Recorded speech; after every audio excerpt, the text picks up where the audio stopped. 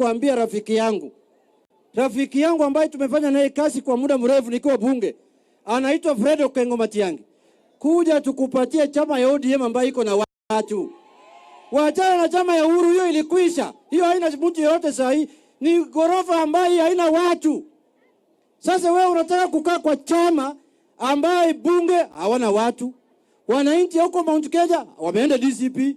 Sasa wewe sasa uliona jana majuzi walikuwa Migori huko nyumbani kwetu. Umeona wakina huyu Kibagendi, Onyonga wameanza kulia. Gachagua, sasa wewe unataka kumaliza sisi. Sisi tuliambia hawa samani, huyo mtu ni wasimu, wachana naye. Msiende huko. Nyinyi ni mandugu zetu, nyinyi ni madada zetu. Sisi yote ni watu ya baba hapa Nyanza. Tafadhali tukae pamoja. Si tulisema namna hiyo? Sasa ile barabara ambayo umepoteza usiku unapata mchana, si namna hiyo? Sasa turudi kwa barabara yetu. Tuachane na vyama ambaye kama Jubilee haina watu. Afadhali hata mungebaki kwa ile inaitwa nini? Ile iko na mbunge moja, ile ya Bonjari. Alikuwa anaitwa nani? UAP ama UPA. Afadhali hata mungebaki kwa hiyo. Uhuru Kenyatta alimaliza sisi 2022.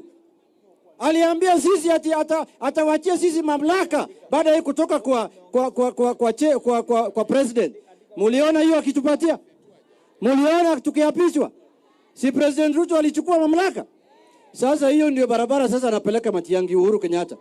Tafadhali ndugu yangu Fred, mimi ni rafiki yako. Hata juzi tulikuwa nawe kwa airport hapa.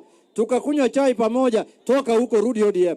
Ili tukusaidie, tuende tutengeneze serikali pamoja tukiwa na President William Ruto. Akimaliza wakati yake 2032 tutaweka wewe president kama ODM. Wajana hii watu hawezi kukusaidia na wazaribu wakati yako.